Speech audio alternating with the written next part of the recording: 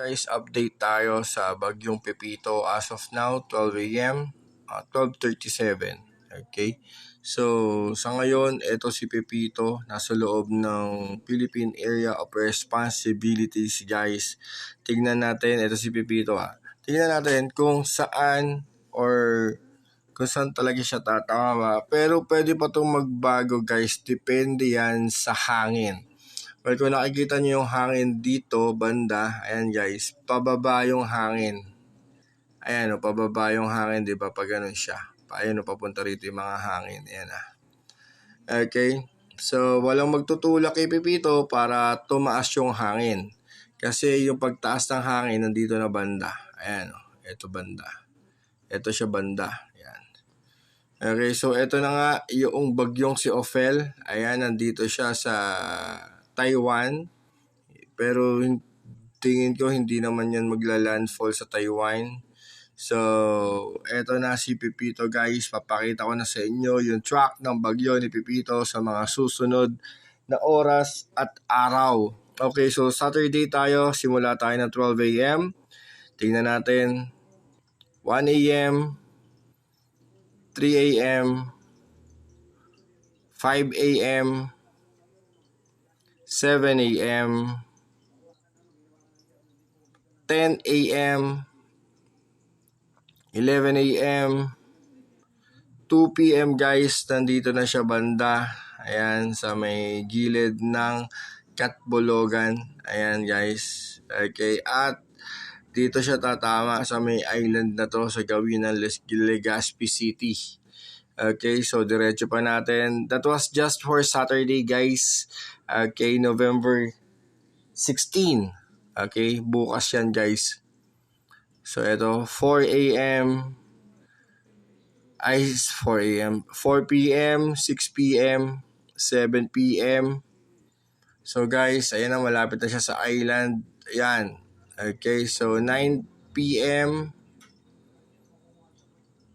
10 p.m., 12 a.m., nandito siya sa pinaka-extreme point nitong lugar na to.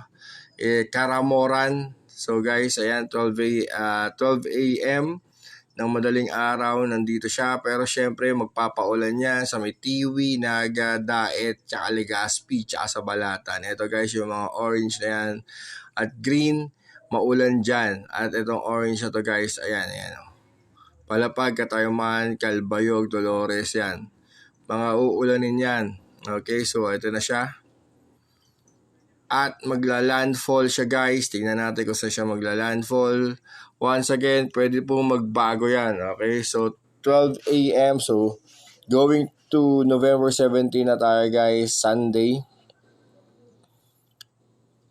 1, 2 a.m., 4 a.m., 5 a.m., 7 a.m., 11 a.m., 3 p.m.,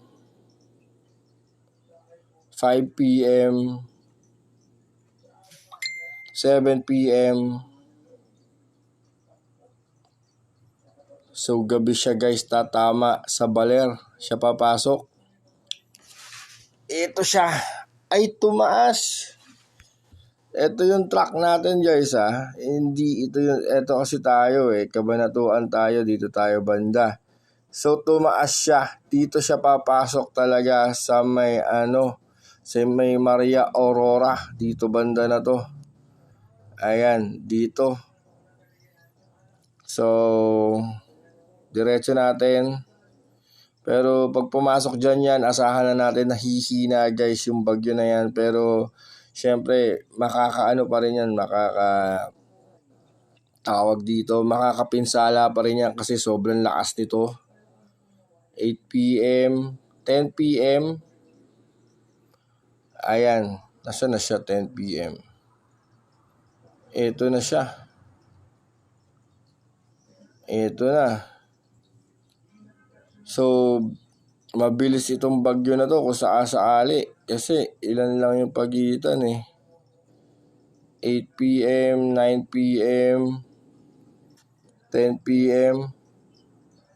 So guys, tatama siya ng bagyo Ito yung forecast ngayon guys Okay, November 16, Monday siya ng 2 a.m. lalabas ng bansa guys or ng landmass ng Pilipinas. At dito siya lalabas sa bandang Bacnotan. Dito siya lalabas. So tatamaan guys ang Baguio. Ito yung forecast ngayon kasi guys nagbabago ang weather natin, alright?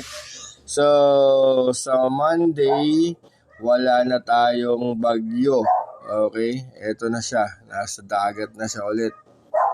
Ito na si parang lumaki lalo. Oo nga. At lumakas. Ito na si Pepito. Ayan guys. Mas lalakas pa yata yan. Tapos, oo nga. Mas lumakas yan nung lumabas ng Pilipinas. Ayan Oh. Grabe yung kanya namumula talaga. At maaari siya guys tumama sa bandang Haikou, China. Tama ba? Ayan. Yan. Tapos tuluyan na siyang mawawala. Ayan. Okay. So, sa ngayon, wala pa naman. Malinis pa dito sa dagat Pasipiko natin. Pero, tingnan natin sa mga susunod na araw. Friday 22. Ito lakas dito Ayan Saan tatama yan? Okay, so malamang dito tatama yan Tingnan natin kung saan tatama yan Ayan yung lakas. Laki niyan. Ay tumaas. Okay. So as of now, wala pa. Okay, pero nakita niyo yan, yung dilaw na to. Yan. Diyan ang gagaling at nabubuo yung mga bagyo guys. Pero meron ditong mga pulo-pulo. Ayan